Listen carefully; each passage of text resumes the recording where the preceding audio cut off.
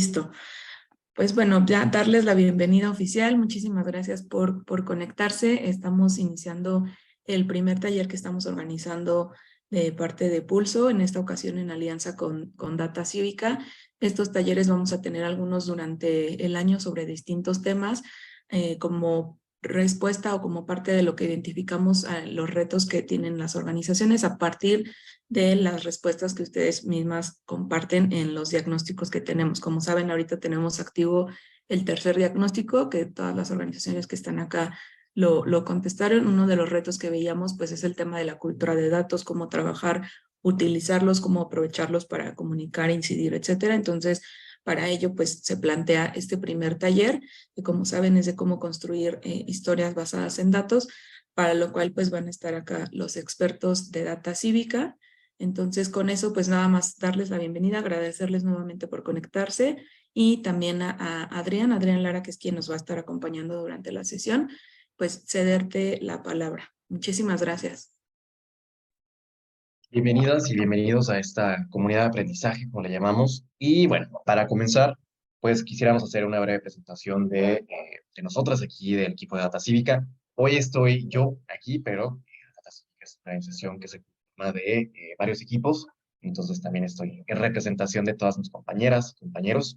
Ya les conocerán algunas que nos puedan llegar a acompañar en estas sesiones. Y bueno, en ese sentido, nos gustaría presentarnos para después conocerles a ustedes y empezar a abordar el contenido de esta sesión. Entonces, aprovechando nuestra primera parada técnica, voy a comenzar esta sesión compartiendo mi pantalla, pero por favor díganme si la ven bien. No tendría que ser ustedes. Pero ahí alcanzan a ver lo que estoy compartiendo. Sí se ve. Entonces, lo pongo ya en modo de presentación.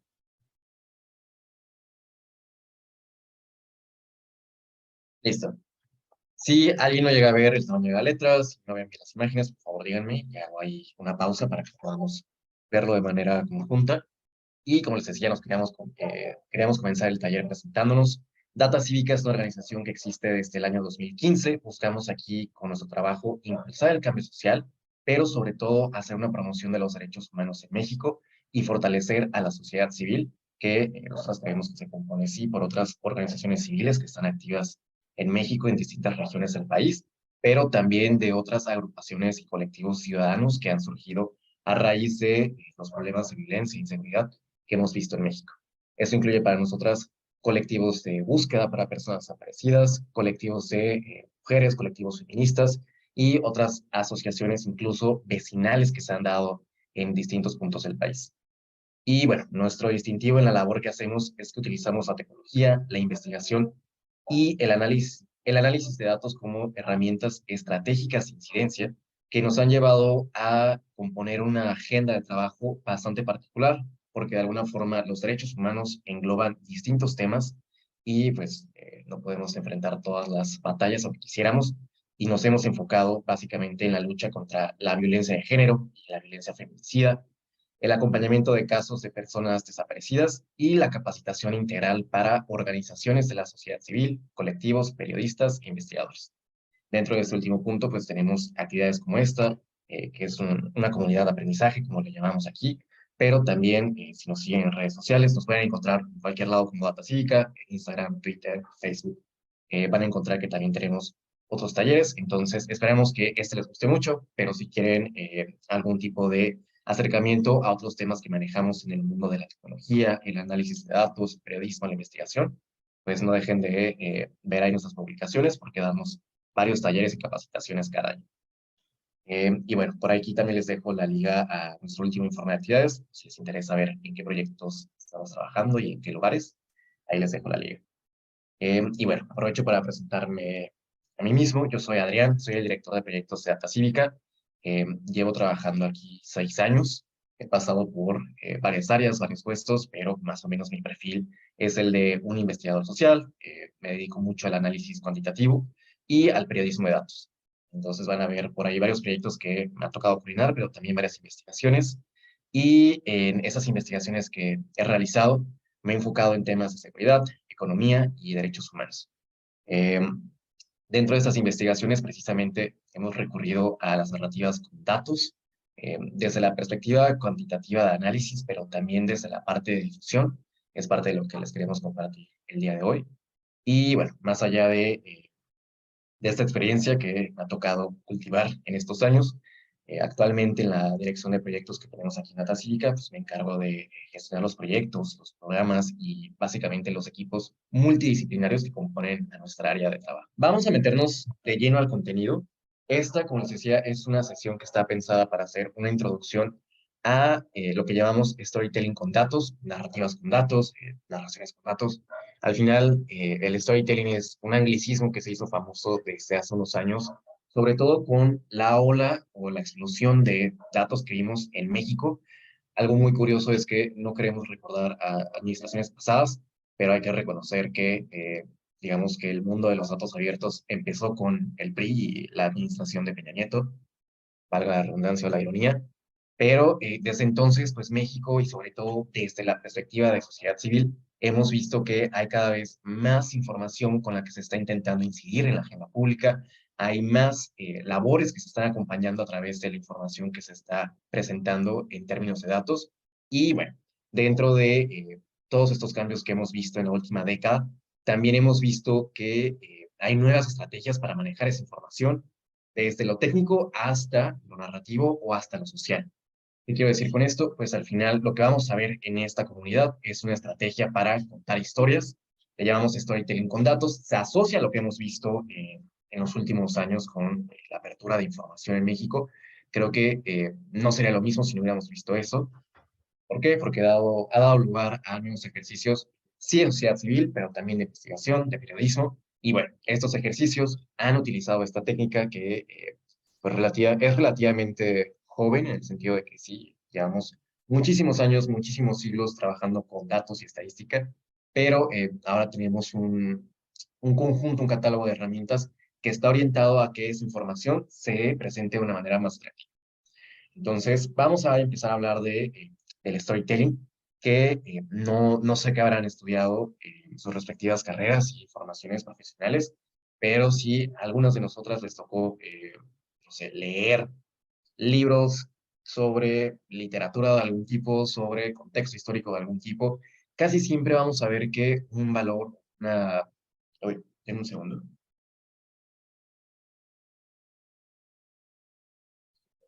Una llamada, pero quiero poner el teléfono. Ya está. Bueno, sí, les decía, si les tocó leer en algún momento de su carrera, sabrán que si no hay una buena fórmula detrás de las historias que nos ponen a leer, realmente empieza a ser o un libro o un informe sobre cuestiones cuantitativas, sobre cuestiones informativas, pero realmente una historia que nos atrape, que nos emocione, que nos conmueva, es una cosa muy distinta a muchos otros textos. Entonces, el storytelling nace pues muy ligado a la literatura, pero básicamente es una estrategia, una técnica diseñada para crear y narrar relatos que comunican, persuaden o conmueven.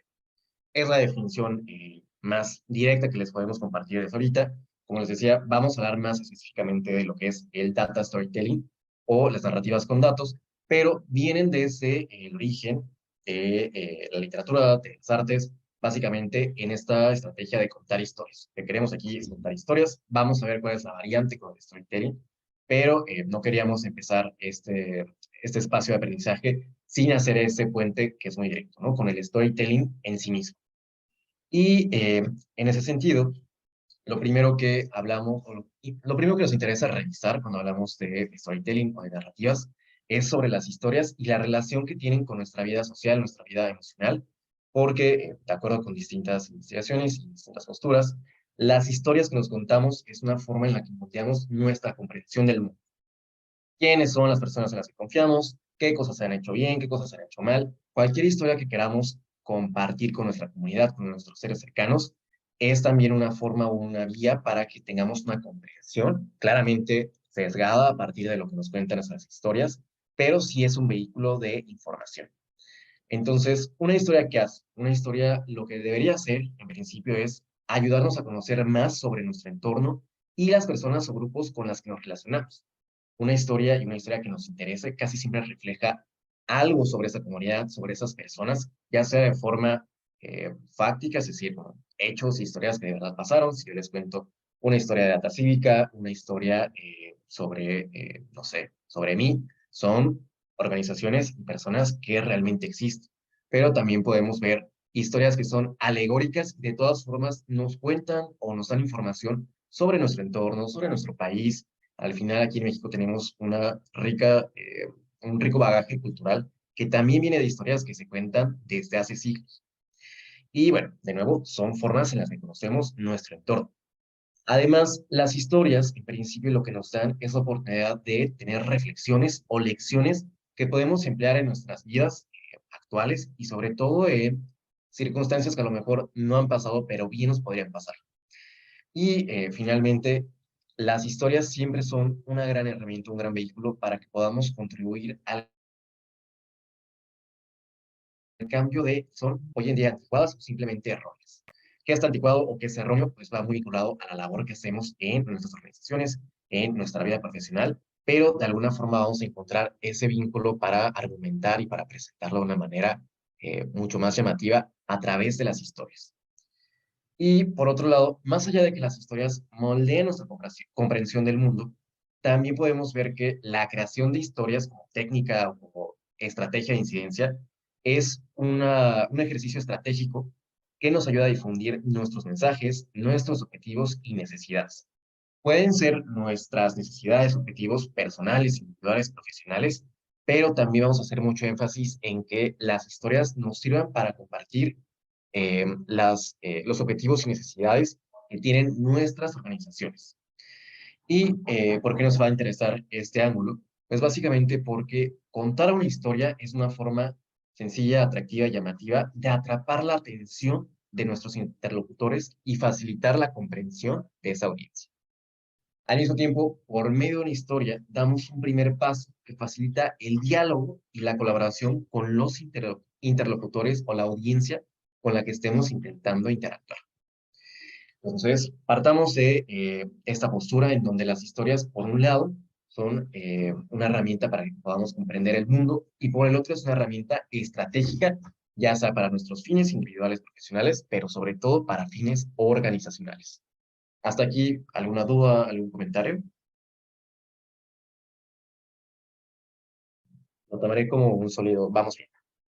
Y bueno, vamos a comenzar a entrar un poco más a detalle en lo que es el storytelling. Vamos a partir ahorita del storytelling, digamos, general, universal, que les digo que viene muy relacionado con las artes, con la literatura. Y partamos con una pregunta. ¿Hay una forma de contar buenas historias? Pues realmente no. No sé si ustedes tengan un conjunto de libros, historias, novelas, que sean sus novelas favoritas. No sé si recuerdan la primera historia que leyeron. Yo recuerdo, creo que fue un libro de Ángeles Mastretta, el de Arráncame la vida. Y después de ese, me eché otros libros y la realidad es que siempre que veamos una historia, hay muchísimas formas de contar una buena historia y casi siempre vamos a ver que eso va a depender de cuál es la historia específica que queremos contar, qué emoción es la que tenemos en esa historia. Es una historia de miedo, una historia de aventura, de acción, de romance. Y por eso aquí les queremos compartir en este momento de la presentación. No hay una sola forma de contar buenas historias. Vamos a ver a lo largo también de esta comunidad que las narrativas con datos tampoco ofrecen una sola estrategia para contar historias, es más bien una técnica transversal para que podamos construir esas historias, pero hay distintos formatos o les llaman ah, arquitecturas, arcos narrativos que se pueden utilizar para contar distintas historias. Entonces, no existe una sola forma de contar buenas historias. Existen distintos tipos de historias creadas por personas y grupos distintos, con distintos objetivos, con distintas audiencias, y dependiendo de lo que queramos transmitir, del tipo de emoción con la que estemos trabajando, podemos escoger un arco u otro. Y para empezar por acá, digo, esto no es una clase de literatura, me interesa profundizar muchísimo en este tipo de arcos, pero creo que sí es importante que podamos ver las relaciones que hay entre el storytelling general universal y lo que va a ser el storytelling o las narrativas con datos. Y para eso les queremos enseñar dos arcos muy famosos de historias que estamos seguros que seguramente conocen y han visto en algún lado, ya sea en películas, en libros. Al final, otra lección que vamos a ver aquí es que el storytelling es una estrategia que es flexible y la vamos a ver reflejada en distintos tipos de contenidos. ¿Ok? Entonces, bueno, para empezar, ¿alguien ha visto este tipo de arcos en su vida? Ya sea porque estudió algo, tomó un taller de creación, ¿cómo le dicen? Creación o literatura creativa, bueno, no sé. Pero ¿alguien ha escuchado de la pirámide de Freytag o el camino del héroe como arcos narrativos? ¿O algún otro arco? Mm. No, la verdad no, solo como que el típico que es el inicio, el problema en medio o el cambio como de pues sí, de problema, de plot twist esto, y ya al final como que cae en cuando termina la historia o se resuelve el problema. Pues de hecho, eso es un arco muy común que, digamos, los arcos literarios que están un poco más construidos y estructurados, de alguna forma replican, ¿no? Evidentemente, esta cuestión de que tiene que haber un problema, una tensión, la vamos a ver repetida en distintos arcos y en distintos tipos de historia, ¿no? Entonces, sí, creo que es un buen ejemplo. Nosotras vamos a... Ay, espérenme, que se me fue hasta el final, no sé por qué mi presentación.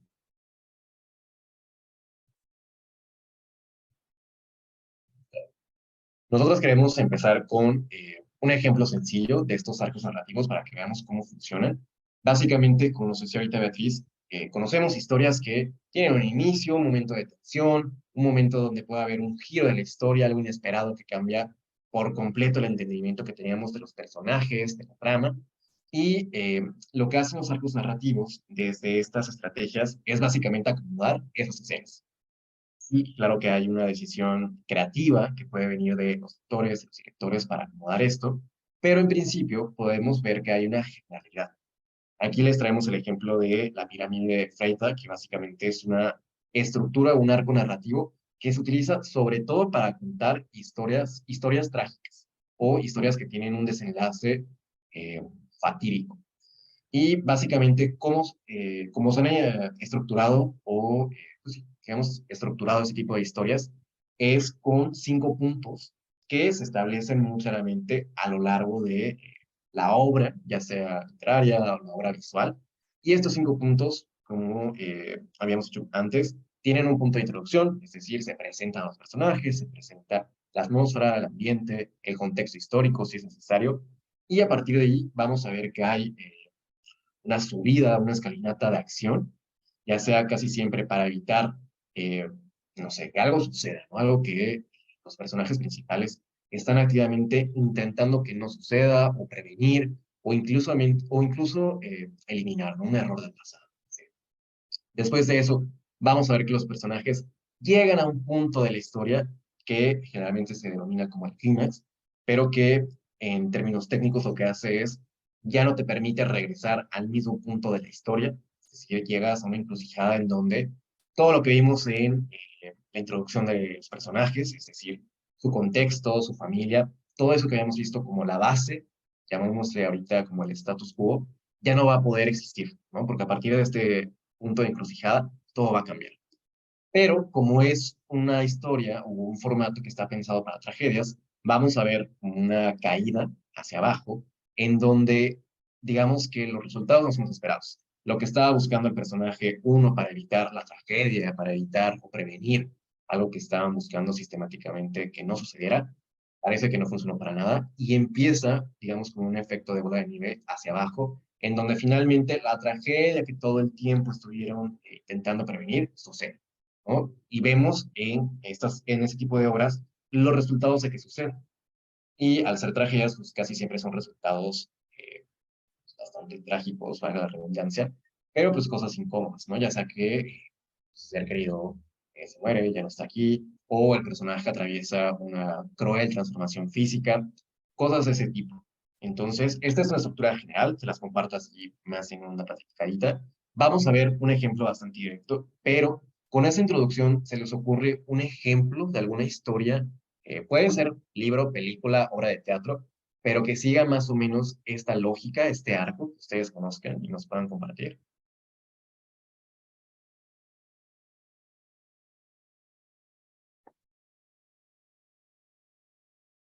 Vale, si no, yo les doy pistas. A ver si lo sacamos ¿Puede juntas. ser el cisne Ahorita, negro o algo así? Cisne. ¿El cisne negro de Natalie Portman o la historia Sí, original? sí, la de Natalie Portman. Muy buena peli, a mí me gusta mucho esa.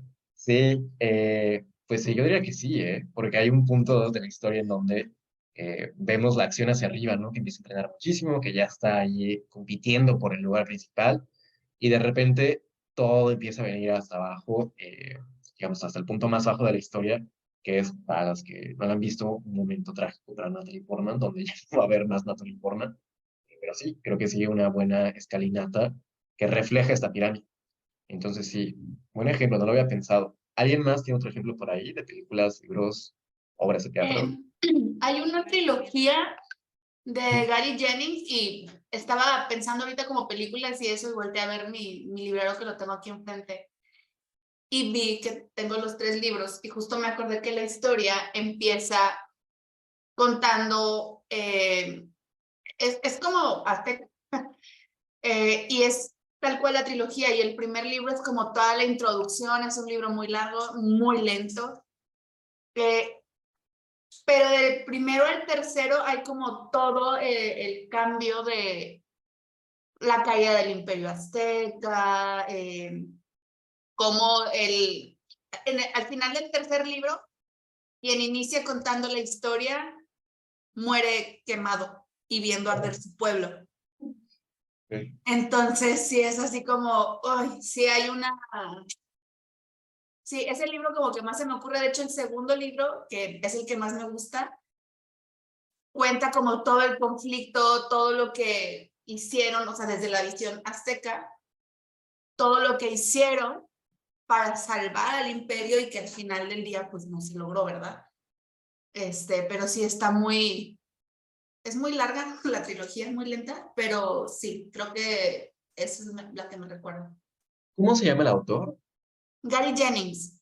Ah, sí, sí, yo leí el primero, el Azteca. Creo que hay uno que se llama Azteca, ¿no? Y que es un Sí, el libro primero es así Azteca, el gordísimo. segundo es Sangre Azteca y el tercero es Otoño Azteca. Ah, no sabía que era trilogía. Sí, claro, Sí, ya, es ya te entiendo. trilogía.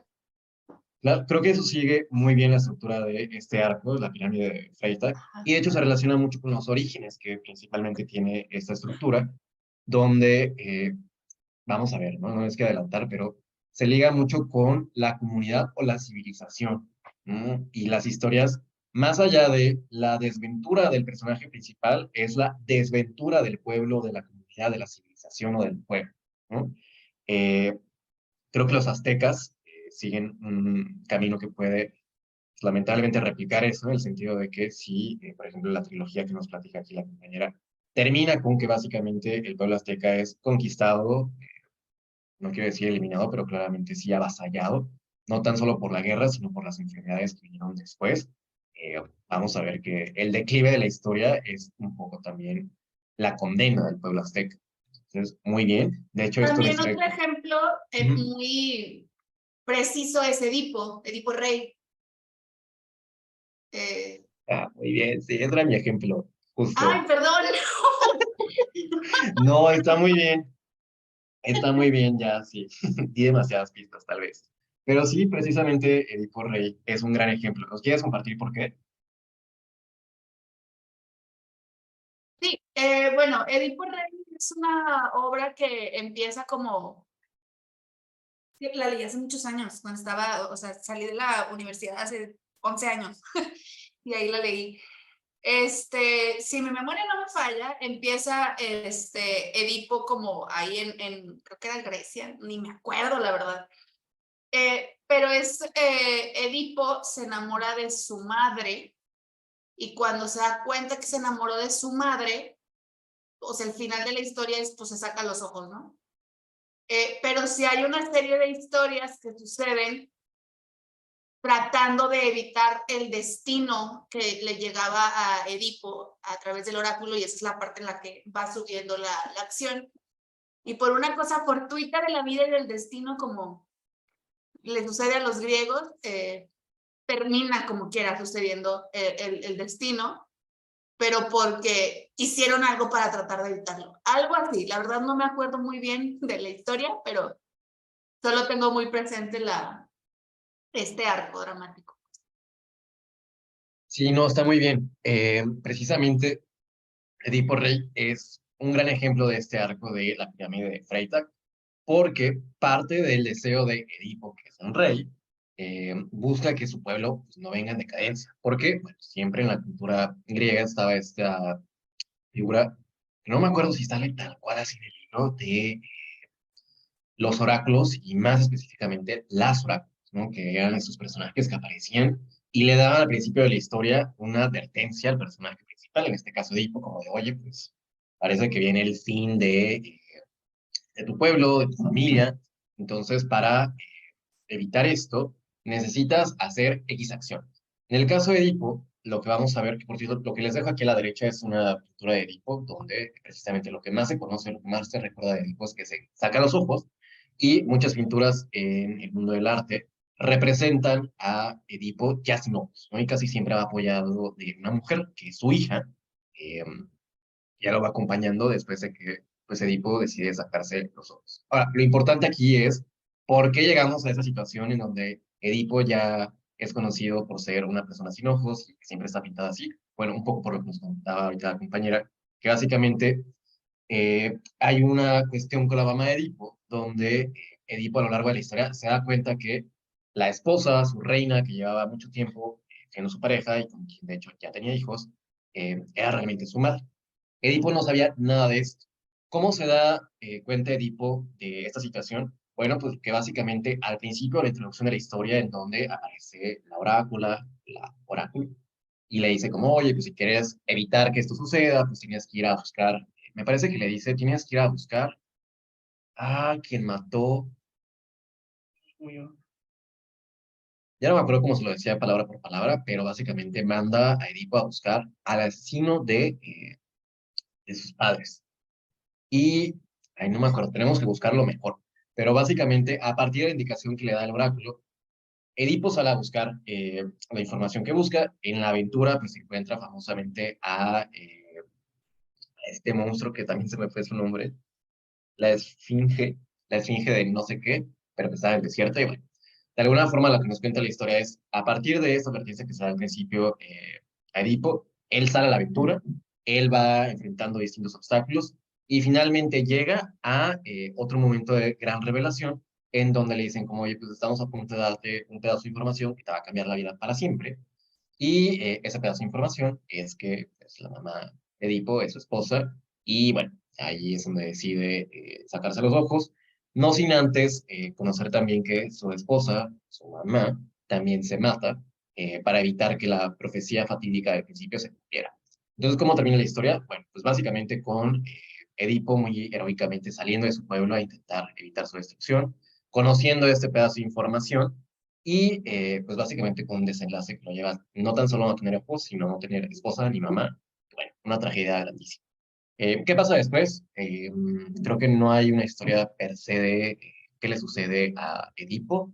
Hay una historia después que Sófocles cuenta sobre la hija de Edipo y todo esto para decirles, pues Edipo no vuelve a resurgir de esta historia, ¿no? Sí vuelve a ser mencionado, pero ya la tragedia de Edipo se queda ahí. Y no es la única historia griega que vamos a ver con ese tinte, en donde hay una profecía y resulta que la profecía no es tan clara con lo que le va a decir al personaje principal. Y bueno, resulta que la profecía lo que termina haciendo es una premonición del desenlace trágico del héroe o del personaje principal. Pero sí, entonces más o menos así va la historia. Disculpen que no tenga los datos así súper planchados, pero es que según yo me acordaba súper bien y ahorita estoy recordando que se me olvidaron algunas partes importantes. Pero sí, esa es la idea con este tipo de tragedias. La tragedia, digamos que es un concepto en sí mismo, es un género en sí mismo, pero no hay nada más grande, elaborado o rico en términos de obras que la tragedia griega. Y de nuevo, si la van a buscar, no importa si es Edipo en específico o alguna otra, busquen tragedia griega, van a poder encajar muy bien estas piezas de la información. Entonces, bueno, primer arco, primer ejemplo de cómo este tipo de estructuras nos pueden servir para contar historias y que de hecho ya se han contado en el pasado, simplemente lo que hemos hecho en épocas más actuales es sistematizarlo y categorizarlo y etiquetarlo, pero existen desde hace siglos. ¿Alguna duda con esto? ¿Alguien que tenga más información sobre Edipo o sobre otra historia de tragedia griega?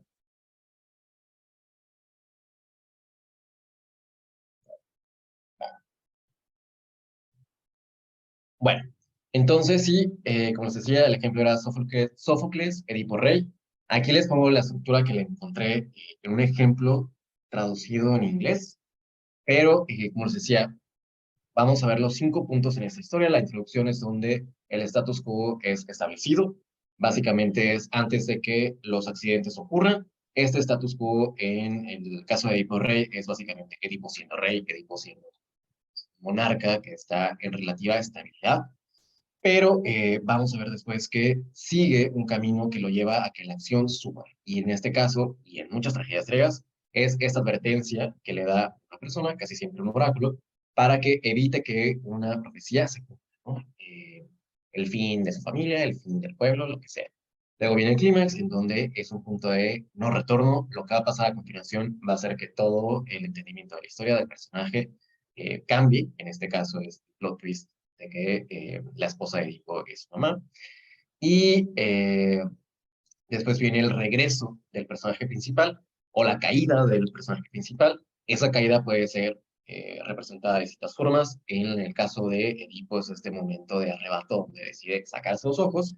Y la catástrofe, ¿no? Que no tan solo es que ahora Edipo está ciego, sino que su esposa decide quitarse la vida, también con el fin de intentar prevenir esa tragedia que no se puede evitar. Y bueno, esa es la estructura de este arco en específico, pero pensemos en otro que también es muy popular y se llama El Camino del Héroe.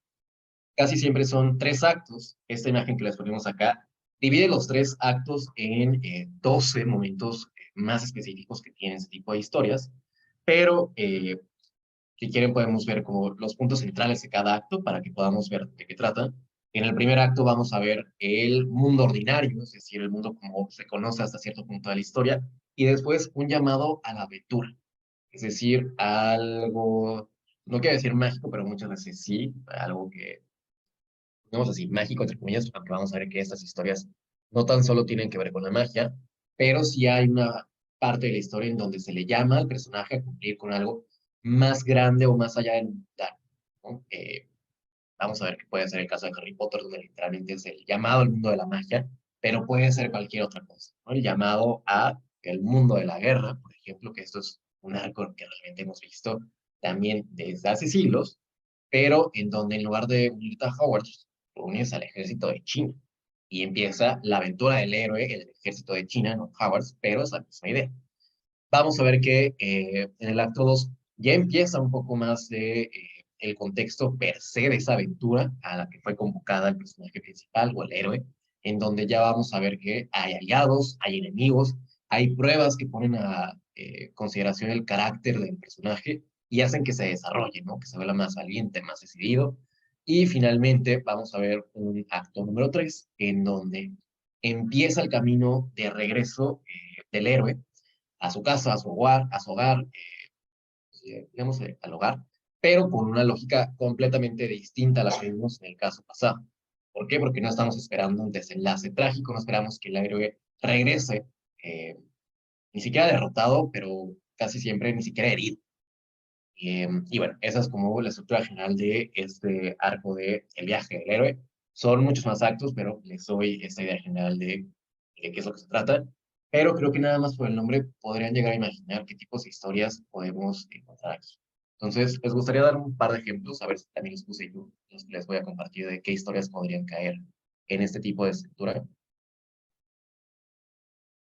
A mí se me ocurre Star Wars con Luke Skywalker. Creo que es de los ejemplos más clásicos de este camino del héroe. Buenísimo.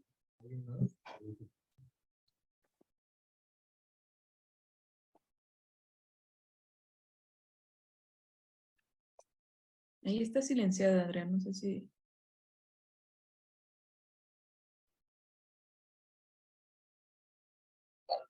Tienen, entonces, yo les muestro otros ejemplos, pero el de Star Wars, precisamente, creo que es uno de los más icónicos. Déjenme ver esto. Pero miren, les traigo 5 grandes ejemplos de la cultura popular actual, en donde esta idea de el viaje del héroe se cumple casi que 100%, ¿no? Está Harry Potter, ¿no? Y podemos ver, digamos, como 6 elementos de ese tipo de historias que se repiten en Harry Potter y en otras, ¿no? Hay una presentación del héroe. ¿Quién es el héroe en Harry Potter? Harry Potter. Es bastante directo, pero casi no, más bien, no siempre es el caso que el nombre de la historia de la película trate necesariamente del héroe. Harry Potter sí, el héroe es Harry Potter, pero vamos a ver que siempre hay algún tipo de aliado, pero más bien un mentor en ese tipo de historias. En Harry Potter, ¿quién es? Dumbledore, que es la persona que no necesariamente es quien la recluta. Si recuerdo bien, creo que es la otra profesora, la profesora McGonagall, no me acuerdo. Pero la profesora quien va a buscar a Harry Potter en forma de gato y no sé qué cosas. Pero en la historia, conforme se desarrolla, quien es el mentor es Dumbledore. Y es su aliado número 1. Siempre hay un enemigo en este tipo de historias. El enemigo puede ser uno solo o la figura más destacada de un grupo más grande o el líder de la oposición. En este caso es Voldemort, pero Voldemort también es parte de un ejército más grande, el ejército de los mortífagos. Y creo que son los 3 elementos principales o más nervios, ¿no? Porque los podemos ver repetidos en todas las películas que tenemos aquí de ejemplo. En Star Wars, el ejemplo, o más bien el héroe es Luke Skywalker, su mentor es Obi-Wan Kenobi y su enemigo, o la figura más representativa de la oposición, es Darth Vader. Y ya sabemos ahí que también tiene un plot twist, pero misma idea, ¿no? Y también, por ejemplo, podemos ver en la película de Matrix, El Señor de los Anillos, incluso en Buscando a Nemo, ¿no? Donde a lo mejor sí es una película más infantil, pero hay de alguna forma las mismas representaciones. El papá de Nemo es el héroe que va a ir a buscar a su hijo. Podemos pensar que la tortuga, que ya no me acuerdo cómo se llama, pero es su mentor y quien en algún momento de la película le da la orientación para que finalmente llegue al lugar donde estaba Nemo. Y el enemigo, que no es un enemigo tan malísimo y tan malvado como lo es Voldemort o Darth Vader, pero sí es la bendita niña, sobrina de dentista, que es medio maliciosa con los peces que tiene el tío. Eh, y listo, ¿no? Como que son figuras que se repiten entre estas historias, pero incluso más allá del personaje, su mentor y su enemigo, vamos a ver que hay otro tipo de elementos que se repiten. Si se acuerdan, aquí en el acto 2 que les mostraba en esta imagen, están las pruebas de las que tiene que hacer frente el héroe para atravesar su historia. Estas pruebas podemos pensarlas como primeros enemigos, primeros combates que tiene que llevar a cabo el héroe, el personaje principal, que no necesariamente significa que ya, o sea, vences a este primer obstáculo, ya ganaste toda la historia. Claro que no, pero sí pone a prueba el desarrollo o el carácter del personaje. En Harry Potter podemos pensar que en la película número 1, el profesor Quirrell, ya no me acordaba de ese personaje, pero sí, el personaje que básicamente tiene a Voldemort atrás de su cabeza, es el primer obstáculo. No por el hecho de que acaba con él, pues acaba la historia y se acaba Voldemort, vemos que regresa, pero sí es el primer punto de la historia en donde Harry Potter pues tiene que enfrentar un gran desafío, un gran enemigo, que no es el último, pero sí definitivamente pone a prueba sus capacidades. Lo mismo en Star Wars, que tiene que luchar contra los Stormtroopers. En Matrix está el agente Smith y en Buscando a Nemo está Bruce, ¿no? Que Bruce, de nuevo, no sigue la misma lógica segundo por segundo que los otros primeros enemigos, pero de alguna forma sí pone en riesgo al papá de Nemo. Pero bueno, son ejemplos que les quería dar, nada más para que puedan ver cómo se puede hacer esta relación, sí, con historias del pasado, pero también con cosas actuales, en películas actuales, incluso en historias que no necesariamente las vemos, historias adultas, ¿no? Por eso me gustó esta infografía que tenía el ejemplo de Nemo. De hecho, creo que aquí pudieron poner también fácilmente la historia de El Rey León, que el Rey León pues, es realmente la historia de Shakespeare, pero es infantilizada en el sentido de que lo vamos a ver con muñecos y cosas reales, y a lo mejor con mucha menos violencia, pero es la misma idea. Y estos solamente son 2 arcos de los que podemos llegar a encontrar en la vida real. Aquí les pongo un poco más de ejemplos que podemos encontrar sobre estos posibles arcos narrativos. Aquí, por ejemplo, en la imagen de la izquierda van a ver 8 arcos que pueden encontrar distintos. Veremos si les gusta esto y les gusta leer historias, analizarlas o incluso escribirlas. Les recomiendo que se echen un clavado aquí a las estructuras narrativas que realmente existen, como lo tiene identificado la literatura, ¿no? Y algo que me ha gustado también durante los últimos años, donde el storytelling ya no es como esta cosa mística que solamente los literarios y los grandes poetas y los grandes trágicos griegos supieron hacer, sino realmente es algo que se estudia y se categoriza todo el tiempo. Ya hay personas o investigaciones que intentan hacer, eh, le llaman los antiplots o los, pues sí, las antiestructuras casi casi, ¿no? No tengo la traducción exacta. Pero así como hay buenas historias que permiten que haya un hilo conductor, que tienen estos eventos representativos, que nos llaman, que nos atrapan por distintos motivos y que causan las emociones que están buscando causar, hay otras películas que parecen que han fracasado, ¿no? O historias que han fracasado completamente en tener esos resultados. ¿Por qué? Porque casi siempre siguen estructuras que van en contra de estas lógicas. Entonces, por ejemplo, aquí les pongo 4 ejemplos bueno, de caricatura de estos malos, de estas malas decisiones narrativas que pueden dar lugar a historias que realmente no producen ningún tipo de conmoción o compromiso por parte de la audiencia. Una puede ser como cuando ignoras al monstruo y al final el monstruo te acaba comiendo, entonces realmente no hay mucha historia.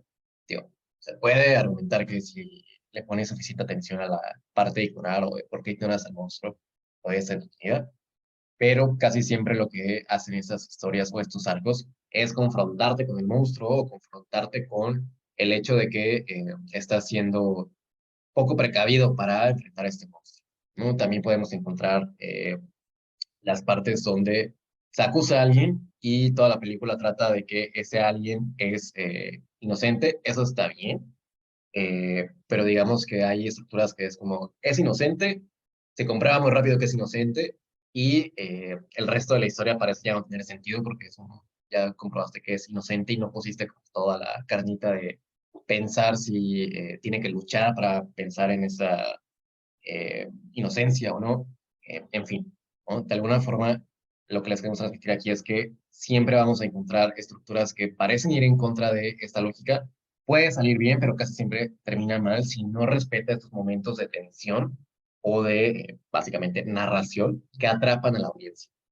Y base a lo que hemos visto, ¿qué tipo de personas o profesionales consideran ustedes que pueden llegar a utilizar el storytelling o esa estrategia de crear arcos narrativos y acomodar las historias para que respeten estos puntos que integran al arco narrativo?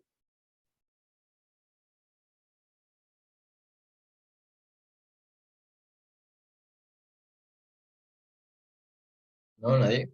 Bueno, ¿qué tal si yo les digo que, pues claramente, las personas que se dedican a literatura pueden ser, sí, escritoras de el siglo 2021, pero cualquier otro tipo de persona que hoy esté haciendo ese tipo de ejercicios para no necesariamente crear libros, pueden ser también blogs, pueden ser también artículos periodísticos, etcétera, etcétera.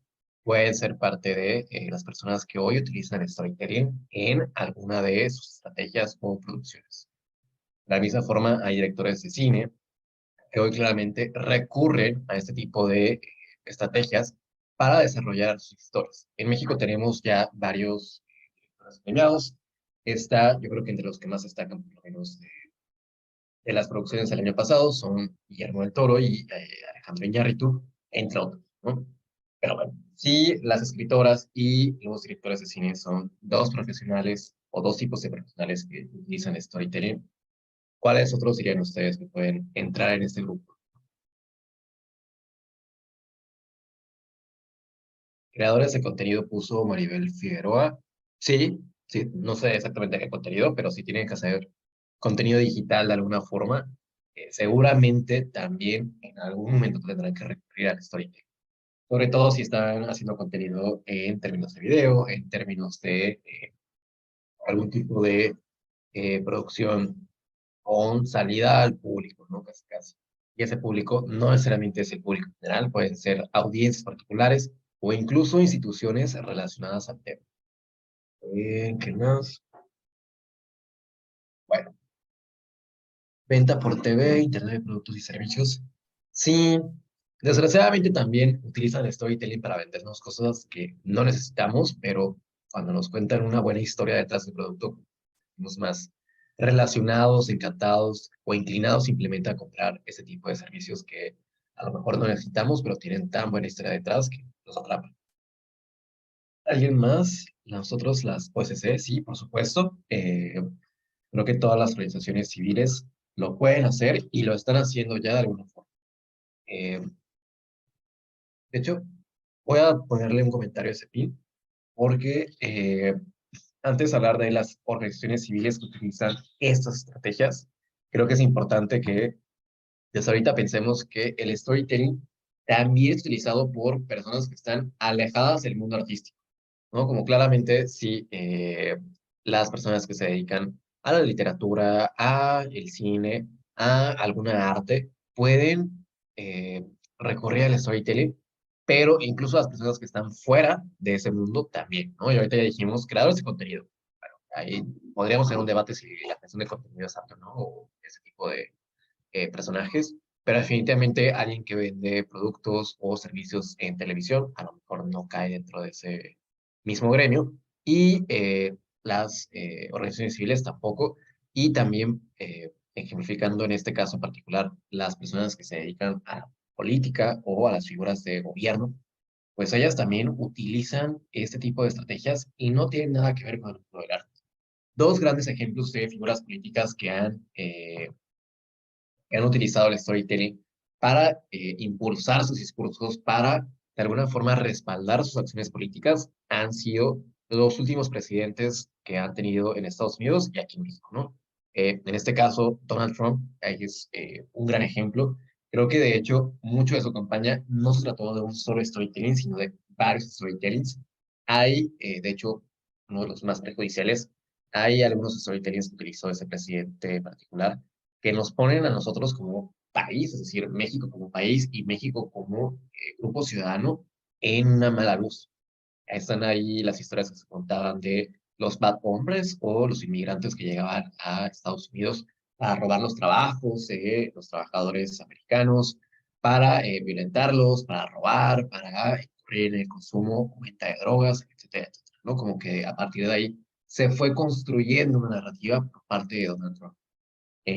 Ya no está en el poder, pero creo que muchas de las narrativas que dejó durante su administración son narrativas con las que todavía se está luchando en Estados Unidos y en la región, ¿no? No tan solo en México como país, sino también otros vecinos que se vieron afectados por ese tipo de narrativas. Pero en ese sentido, si Donald Trump puede argumentarse como un storyteller político, y les podemos dar ese tipo de ejemplos, ¿ustedes consideran o pueden identificar alguno de estos ejemplos narrativos que podamos ver en la administración actual con Andrés Manuel López Obrador?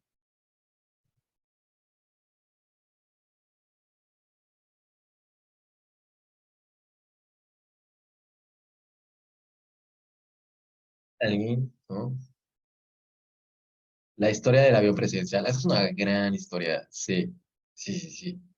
Eh, Digo que es una historia chiquita, a lo mejor no tan transversal a toda la administración de Andrés Manuel López Obrador, pero definitivamente creo que fue un símbolo cuando comenzó su campaña y cuando empezó a formularse como una postura bastante clara, ¿no? Estamos en contra eh, de esta compra que se hizo del avión y consideramos que esto y esto y esto y aquello, pero si lo piensan, esta historia es parte de una narrativa incluso todavía más grande que maneja Andrés Manuel. Toda la historia de los primeros. Sí, eso creo que en sí misma, aquí por ejemplo, Beatriz nos pone toda la historia de primero de los pobres. Creo que la historia de primero de los pobres es también una historia en sí misma, eh, tal vez no tan directamente relacionada. ¿Mande? Hola, se prendió un micrófono por ahí. Pero sí, definitivamente la historia de primero de los pobres, gran historia también del discurso político de Andrés Manuel López Obrador. También aquí pusieron la historia de contra de las organizaciones civiles. Definitivamente esa es una historia que creo que sí hemos vivido, por lo menos la mayoría de las organizaciones que estamos aquí presentes, porque a partir de esa historia, como en muchos otros lugares, y sobre todo cuando hablamos de storytelling político, no es tan solo que se cuenta la historia y ya, sino que casi siempre es una historia que se anuda a una justificación de una acción gubernamental o política que después tiene efectos sobre las personas implicadas en esa narrativa. En este contexto, por ejemplo, donde hay una narrativa en contra de la sociedad civil, pues no se queda en la narrativa y ya. Sí hubo cambios administrativos, incluso financieros, para la regulación de la sociedad civil en México. No son discursos que se quedaron en el aire. Después pusieron, aquí los comentarios, perdón, historia de contra de los UCC. Una historia transversal sería la de lo de la Austria republicana, totalmente. Eso creo que sí es algo que transversalmente encapsula distintas acciones que hemos visto en esta administración y que las justifica. Finalmente tenemos la historia de que le habían robado a las pasadas candidaturas. Sí, también. Sí, buenos ejemplos. Eh, Ahora, creo que son muy buenos ejemplos. Me voy a detener ahorita con un ejemplo que también les queríamos presentar. No se nos ocurrió a nosotras, sino más bien hemos visto que se ha trabajado desde esta perspectiva del storytelling, pero creo que van muy bien. O sea, están identificando estas historias que podemos ver desde el discurso político. Y creo que lo más importante ahorita es enfatizar dos cosas. Una, siempre vamos a ver estos ejercicios de storytelling que vemos fuera del mundo del arte y que tienen un componente político muy claro. Número dos, si vemos ese componente político, es casi siempre porque no se va a quedar solamente en contar la historia. La historia empieza a tener esta acepción más instrumental, en donde, como hemos visto al principio de esta sesión, no es solamente que nos vaya a informar sobre nuestro entorno, de hecho nos está muchas veces mal informando de nuestro entorno. Pensamos en el caso de Donald Trump, donde a partir de sesgos, pues se crean historias que realmente no reflejan la realidad de algunas personas migrantes, específicamente en Estados Unidos, pero además lleva ahí muy ligado la acción política que vamos a ver detrás, que va a ser casi siempre perjudicial. O si no es perjudicial, mínimo es discriminatorio. Ahora, aquí les ponemos precisamente eso, ¿no? Como los actores políticos, especialmente aquellos de carácter gubernamental, ¿qué queremos decir con eso? Personas que van afuera y de alguna forma intentan justificar sus posturas, buscar la aprobación de la gente y con base en eso seguir construyendo una mayoría política. Vamos a ver que ese tipo de personas casi siempre recurren al storytelling en sus estrategias. El storytelling, no sé, se puede ver, lo vamos a ver un poquito más adelante, pero se puede ver en ese tipo de actores, no necesariamente, por ejemplo, en una película, en un libro, que bueno, Andrés Manuel es el caso de una persona, y creo que Donald Trump también, que sí han escrito libros, y en esos libros se refleja su narrativa, ¿de acuerdo? Pero no es una condición necesaria. Creo que el storytelling de estos personajes se refleja en simplemente su discurso público, es decir, las cosas que dicen en frente de las audiencias de sus votantes o simplemente en frente de las cámaras. Y con estas historias, este tipo de personajes o de actores sociales y políticos justifican las posturas que tienen y sus acciones. ¿Para qué? Pues puede ser para aprobar, para obtener la aprobación de la audiencia, puede ser con otros fines políticos, no necesariamente relacionados a la población del país, puede ser simplemente para obtener la aprobación de otro gobierno, de alguna organización internacional, etcétera, etcétera. Pero aquí lo que hay que destacar es que estos discursos, este storytelling político, muchas veces vamos a ver que está basado en información sesgada, manipulada o falsa. Entonces, nosotros tenemos aquí tres ejemplos de la vida política mexicana, narrativas de la vida política mexicana, que seguramente les ha impactado de una forma u otra aquí desde sociedad civil y que podemos argumentar que sigue vivo en distintos puntos o en distintos momentos. Está la narrativa de la mafia del poder, que esa es una también de las grandes banderas de Andrés Manuel, creo que ligado más que nada a el tema de la corrupción en México, pero la mafia del poder también fue una forma de explicar nuestro entorno, ¿no? Explicar por qué México no avanza, por qué no progresa, por qué parece que a pesar de las inversiones y de los desarrollos institucionales que hemos visto en México, no podemos ver resultados más patentes en la calidad de vida y los derechos que tienen las personas, bueno, porque existe la mafia del poder. Sí, puede existir la institución que se va a encargar de garantizar ciertos derechos, pero de nada va a servir si las personas que están en esas instituciones se van a ver corrompidas y van a empezar a manipular estas instituciones o organismos para que no tan solo no cumplan con su deber, sino que a lo mejor pueden ir incluso en contra. Otras narrativas que podemos ver en la vida política mexicana, pues está también la guerra contra el narcotráfico, que esa es una narrativa que creo que ha sido de las más perjudiciales, no tan solo por, digamos, las conjeturas que se hace sobre las personas que están vinculadas al crimen organizado, que claro que es eh, un problema social que ha tenido muchas repercusiones en términos de violencia, pero también creo que hemos tenido ahí efectos colaterales en la estructura misma del sistema de seguridad de México. ¿No? ¿Qué quiero decir con esto? Que el discurso de la guerra contra el narcotráfico no tan solo le dio otro cariz al mundo del crimen organizado, sino que también empezó a estructurar nuestra seguridad pública en un aparato distinto que hoy tiene un carácter muy militar, muy militarizado. Todavía creo que no estamos ahí para decir que es militar, punto, pero sí está siendo cada vez más militarizado. Y es parte de estos buenos ejemplos en donde vemos que el discurso político no se queda solamente en el discurso de la historia que nos venden, sino que empieza a tener acciones muy directas y esas acciones después se transforman en una estructura completamente diferente. Y otra narrativa que también hemos visto durante los últimos años, creo que esta es mucho más puntual y específica a un caso, pero es el caso de la verdad histórica de Ayotzinapa, ¿no? Esta explicación que se le dio a los eventos de Ayotzinapa durante los primeros meses, donde todavía pues, no había mucha claridad de qué había sucedido, por parte de quién, pero fue una narrativa que definitivamente tardó su buen tiempo en, no diría caerse, sino desprestigiarse lo suficiente para que desde estas figuras políticas empezáramos a ver que se orientó a una narrativa distinta, pero sí funcionó como un escudo por muchos años. Entonces, bueno, son 3 ejemplos de narrativas de la vida política mexicana. ¿Les gustaría agregar algún otro o ustedes tienen uno más que se me fue a mí que les gustaría compartir?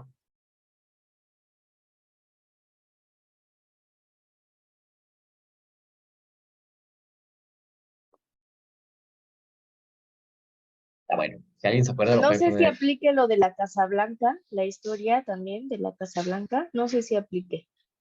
Creo que la Casa Blanca es una gran historia periodística, en el sentido de que a lo mejor no es una historia que difundió una figura política para justificar sus posturas, sus acciones, pero claramente está relacionada, es la historia de las figuras políticas en México, sus inclinaciones hacia, digamos, actos de corrupción, eh, pero más bien yo lo pondría como un gran ejemplo de storytelling desde el periodismo, que muy ligado también podría ser desde la investigación, incluso de la sociedad civil, ¿no? Que creo que también hay que reconocer que aquí hemos hecho investigaciones de ese tipo. Sí. Y bueno, ¿alguien O la más? de la cruzada contra el hambre también puede ser, ¿no? Sí. A ver, esperen. Tomemos entonces la cruzada contra el hambre, la señora Wallace, lo de la esperanza de México y el me canso Ganso. Ok. Eh, También la creo que historia del colegio Repsamen.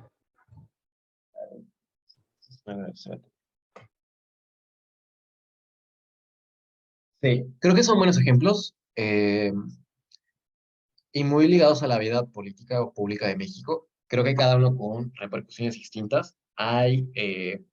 Si bien creo que todos los discursos o las narrativas políticas que vemos en México de alguna forma tienen sus consecuencias, podríamos decir que hay unas más perjudiciales que otras, ¿no? Al final, si vemos no sé, los ejemplos de el me canso ganso, no vamos a ver los mismos efectos dañinos que otras que sí han tenido repercusiones sobre la vida estructurada social de México. Pero sí, creo que se me hacen buenos ejemplos. Vamos a dejarlo hasta acá, porque eso lo vamos a retomar después. Eh, vamos a irnos para adelante. Aquí, por ejemplo, hacemos una desagregación de lo que puede ser la narrativa de la mafia del poder, en el sentido de cómo puede entenderse bajo un arco narrativo como el que vimos antes, y pues básicamente lo que vimos en la mafia del poder es un storytelling bastante sencillo. Los buenos contra los malos, que en este caso es el pueblo mexicano, como ustedes lo definan, o más bien como Andrés Manuel lo defina, contra la mafia del poder, estas figuras públicas que han dominado las instituciones y que las pervierten. La idea es simple, hay una enfermedad llamada corrupción y esa enfermedad nos ha perjudicado de maneras muy distintas a lo largo de los años en México, pero todo eso ha sido tan perjudicial que hoy en día pensamos que ese es el origen de todos nuestros males, ¿no? En el sentido de que si podemos acabar con la corrupción, podemos decir que México se va a curar. Y vamos a ver que hay una persona protagonista o un ente protagonista en esta historia que no es necesariamente Andrés Manuel. Andrés Manuel es, digamos, un vehículo, un personaje de esta historia muy importante, pero verdaderamente el pueblo es la figura protagonista de la historia de la mafia del poder. ¿Por qué? Porque es el pueblo el que está en contra de los malos, en contra de esta mafia, y quien realmente tiene el poder o la capacidad de cambiar la situación. Es así como podríamos desagregar esta historia, que de nuevo no es, no, no sé, no quiero decir mm, que sea poca cosa, ¿no? El sentido de que sí es una historia que ha atravesado la administración de Andrés Manuel en distintos sentidos, pero es una historia sencilla, ¿no? No estamos viendo una historia rebuscada, basada en teorías científicas, nada de eso, ¿no? Es una historia muy directa con la polarización que podríamos esperar cuando hablamos de buenos y malos, y más o menos así se ha desarrollado ese discurso durante los últimos años. Ahora, ya hablando de que las figuras políticas, sobre todo esas que están en un carácter gubernamental, pueden acceder a las estrategias del storytelling, creo que también aquí hay que mencionar que hay otras figuras o actores sociales que pueden recurrir a esta técnica o estas estrategias.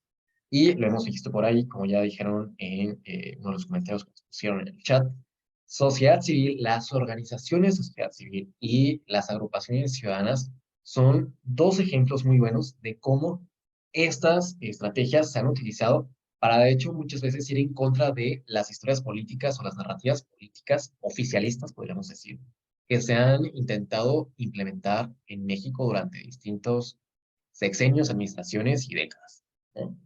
Eh, Ahora, lo importante aquí es que creo que siempre vamos a ver una diferencia entre lo que se busca a través del storytelling político y un storytelling que puede venir de otro tipo de actor social. ¿Por qué? Porque si bien los dos están contando historias, ya vimos que las historias pueden construirse a partir de estos arcos narrativos generalizados o estructurados y que van a tener pues, casi siempre el mismo efecto de conmover o persuadir. Creo que en las historias que se han contado, por lo menos aquí en México, desde sociedad civil y desde actores de la sociedad civil, es que parten de una perspectiva política muy distinta. Aquí no estamos buscando crear una mayoría o buscar la aprobación de esa mayoría que nos llevó a un cierto puesto de poder. Creo que aquí lo que siempre vamos a ver es una perspectiva política centrada en la justicia y la defensa de derechos. Muchas historias que vamos a ver en este tipo de situaciones o en este tipo de ejemplos con actores sociales parten de ese objetivo de, más allá de construir el consenso o una aprobación, de defender a las víctimas, de ir en contra de los efectos más perjudiciales o nocivos de esas narraciones que podemos ligar después a acciones discriminatorias o incluso violentas contra ciertos sectores de la población. Entonces, aquí en México hemos visto ejemplos y ejercicios muy importantes para ir en contra de esas narrativas oficialistas.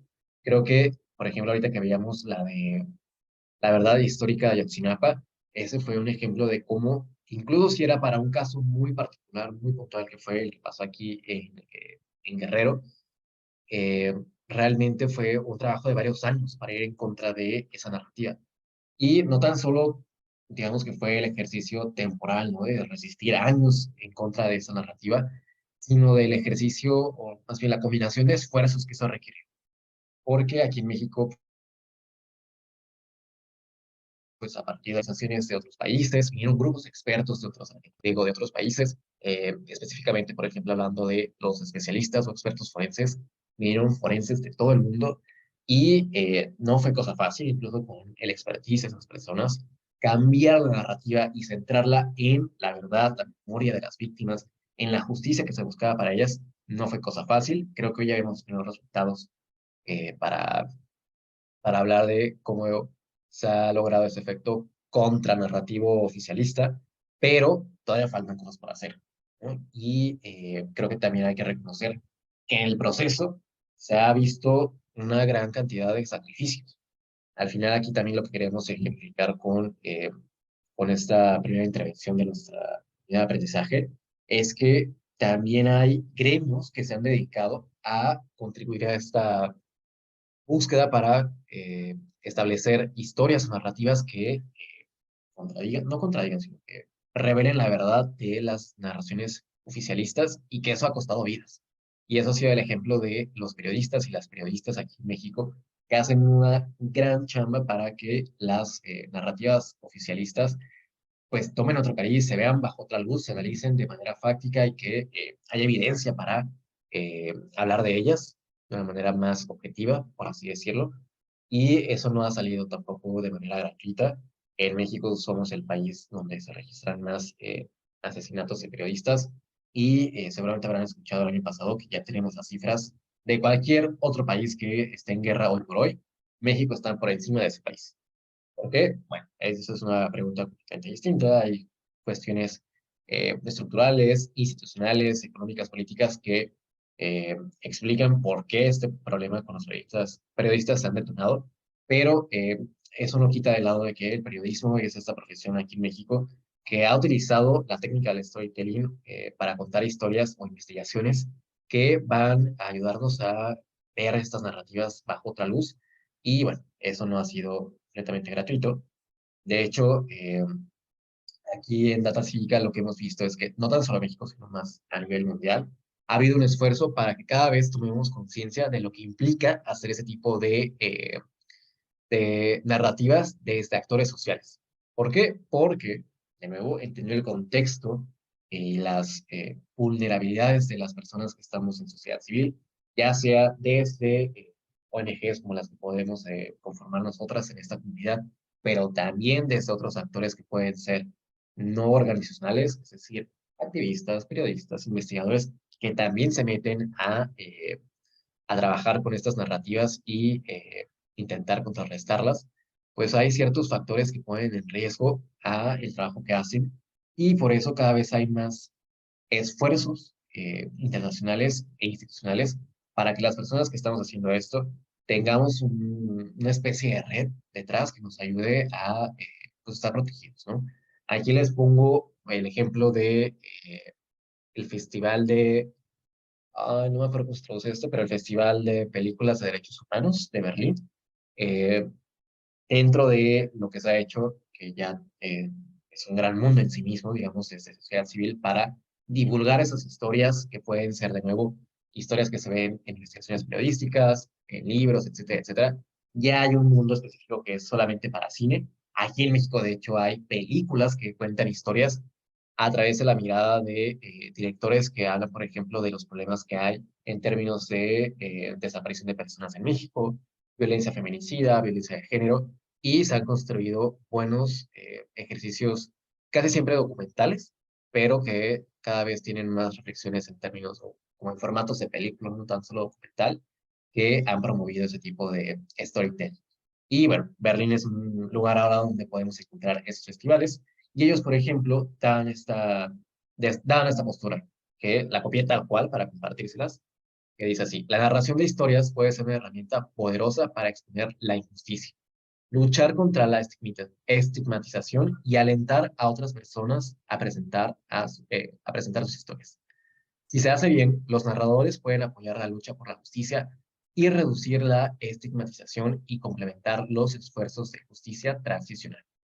Entonces, pensemos que si bien hay distintos fines para usar el storytelling o las narrativas en distintos gremios, en distintas profesiones, ya vimos que sí, los escritores, los directores pueden utilizarla para pues crear historias más atractivas, que tengan más audiencia, que conmuevan más. Los políticos también pueden hacerla para, digamos, construir esa aprobación o esa justificación que necesitan en términos políticos. Y nosotros aquí en sociedad civil podemos partir de eso también. Con la narración de historias, lo que nos va a dar es una herramienta para luchar contra esa injusticia, contra esa, si no luchar contra la injusticia, por lo menos ayudarnos a promover nuestra causa social, que, no sé, ahorita con las presentaciones que tuvimos, puede ser muy variada, por eso también me gusta tener esa presentación, porque por lo menos lo que pude escuchar con sus compañeras y compañeros, creo que todas tienen cosas muy importantes que contar. Y ahora la parte que intentaremos ver en este taller es ver cómo, ¿no? Cómo estas historias que ustedes seguramente tienen pueden ayudar a combatir esa injusticia, esa falta de derechos que pueden identificar y la pueden impulsar con nuevas audiencias. Y si no es con nuevas audiencias, por lo menos pueden facilitar el diálogo con las audiencias o contrapartes o interlocutores que ustedes ya tengan identificados. Pero bueno, esta es la presentación de el storytelling como herramienta de distintos gremios. Y vamos a pasar ahora con lo que es ya específicamente las narrativas con datos. Pero bueno, antes de eso, quería hacer una pausa aquí también para ver cómo vamos hasta acá. ¿Les queda claro esta distinción entre el storytelling como herramienta de distintos gremios? No sé, lo que quieran comentar antes de pasarnos ya a lo que sería narrativas con datos específicamente.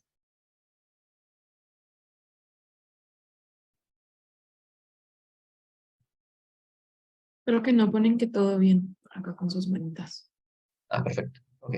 Se me perdió tantito ahí la imagen de la llamada, pero si no hay preguntas, pues lo que vamos a ver ahora ya es la segunda parte de nuestro taller, de nuestra comunidad.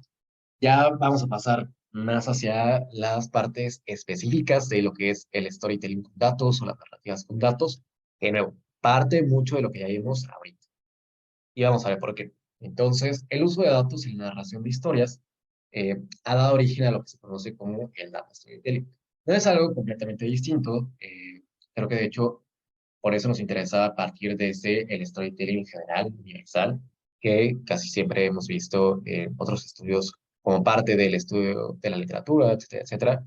Pero a pesar, o más bien, o más allá de que esté muy relacionado e involucrada con los datos, el data storytelling o las narrativas con datos también es una técnica para crear y narrar con el fin de comunicar, informar y persuadir. Creo que aquí podríamos hacer un énfasis mayor en la parte de comunicar e informar. ¿Por qué? Porque hoy en día donde ya hay datos e información y bases para casi todo lo que se imagina, si no existen, se pueden hacer y seguramente ya se está generando esa información de alguna manera indirecta. Pero bueno, el caso es que hay muchísima información hoy en día y hacer sentido de esa información, de esos datos casi infinitos que podemos encontrar en el mundo, pues necesitamos un trabajo de investigación y de análisis bastante profundo, no tan solo ya para conmover o persuadir, simplemente para comunicar e informar. Porque una base de datos o un Excel gigantesco que ustedes puedan ver por ahí, pues no le va a decir mucho a las personas si no encontramos los hallazgos o los aprendizajes y aprendemos a comunicarlos de una forma estratégica. Y bueno, hablando de otros distintivos del storytelling con datos o las narrativas con datos, es que las historias que vamos a ver aquí se construyen a partir de analizar datos. ¿Qué quiere decir esto? Que no vamos a tomar, digamos, la vía que normalmente vemos en otros ejemplos de storytelling, en donde, por ejemplo, yo podría decir, bueno, quiero crear una tragedia griega, a lo mejor ya no estoy en esa época, pero bien podría ser una tragedia mexicana, y vas a una historia que tenga sus personajes, y quiero que el desenlace sea así, así. De alguna forma yo puedo decir arbitrariamente cómo armar esa historia, con qué personajes y con qué fin, ¿no? Cuando hablamos con los datos o cuando trabajamos con ellos, aquí la jugada no es construir esos arcos narrativos de manera arbitraria. De alguna forma, analizamos información y la información es la que nos dice, como, oye, pues parece que la historia es esto, ¿no? Más allá de que fulanito perengano diga esto, los datos nos están indicando esto y a partir de eso podríamos contar una historia de A, B o C forma. Y eso es muy importante porque es lo que lleva detrás el componente de investigación o de análisis. En ese sentido, el storytelling con datos deja de ser una expresión creativa, que definitivamente lo es, pero no es puramente creativa, porque tiene detrás un componente analítico y cuantitativo bastante claro que nos va a permitir contar otro tipo de historias, pero aquí es otro tipo de historias, pero que también necesitan ser historias entretenidas, historias que comuniquen, que informen, que persuadan, etcétera, etcétera. No nos alejamos de esos objetivos, simplemente es una estrategia distinta para abordarlos.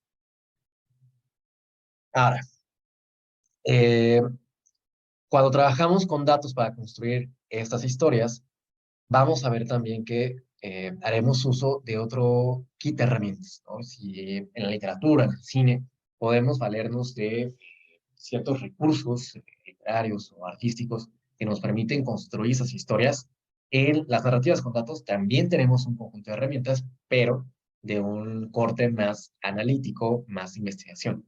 ¿Por qué? Porque las herramientas que vamos a ver aquí van a ser el análisis estadístico, el análisis metodológico de fuentes, la visualización de datos y algunas herramientas técnicas como pueden ser programas de análisis, llámenle algún lenguaje de programación o simplemente un Excel, un Google Sheets, y la visualización de datos también generada por herramientas computacionales. Son algunas herramientas que podemos mencionar, pero realmente hay mucho más. ¿Por qué? Porque el storytelling, sobre todo el storytelling con datos hoy en día, está muy vinculado a la tecnología. La tecnología nos permite hacer más fácilmente, es precisamente también lo que nos ayuda a hacer un storytelling con datos más fácilmente. Entonces, ¿qué vamos a ver en esta comunidad por lo que resta de sesiones? Pues vamos a ver algunas de esas herramientas y vamos a ver cómo nos ayudan a construir ciertos productos que llevan detrás storytelling con datos. ¿Okay? Eh, Les decía también en la diapositiva pasada que más allá de las diferencias técnicas o analíticas que vamos a ver en el storytelling con datos, siempre vamos a crear historias que busquen explicar, que busquen ilustrar, que busquen conmover. Aquí les dejé este diagrama en donde eh, intentan presentarnos una visión de lo que vamos a ver en el storytelling con datos, que de nuevo combina varias cosas, pero siempre va a combinar una narrativa, va a contar también con datos, y esto es común, digo, yo diría que no es obligatorio, pero definitivamente es muy común ver que además de ver narrativas con datos, vamos a ver visuales. Una forma en la que hoy en día estamos intentando transmitir o comunicar la información o los hallazgos que nos dan los datos es a través de visualizaciones.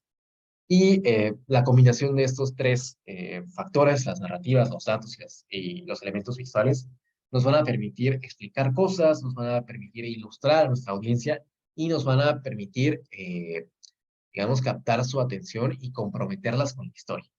¿Qué es lo que estamos intentando cuando hablamos de narrativas con datos? Buscamos construir historias que combinen esos tres elementos. Ahora, ¿cómo se ven las historias que combinan estos tres elementos? Pues realmente se ven bastante similar a lo que hemos visto antes. Si antes ya conocíamos, por ejemplo, el arco de la pirámide de Freytag, donde podíamos ver historias con desenlaces trágicos, bueno, también podemos verlas en historias que lleven datos.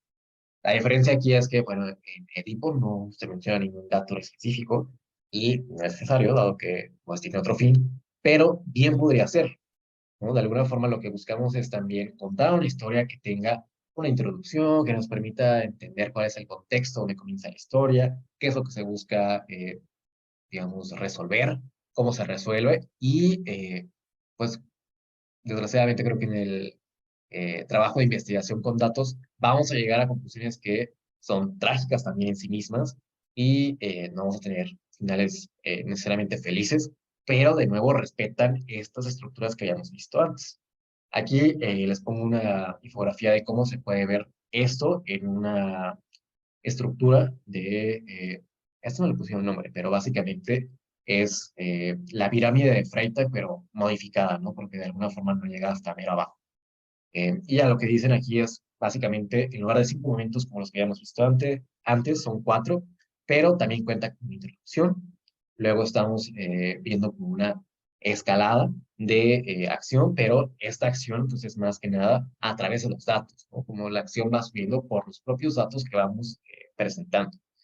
Entonces, imaginen que si vamos a hablar de el problema de la violencia de género, pues la introducción es simplemente hablar de cómo está la circunstancia actual de una región, de un estado, de un país, y para que suba la acción en el paso número 2, podemos decir, bueno, así está la situación, pero en los últimos 4 meses se han registrado tantos feminicidios, tantos secuestros de mujeres, tantas desapariciones de mujeres, etcétera, etcétera.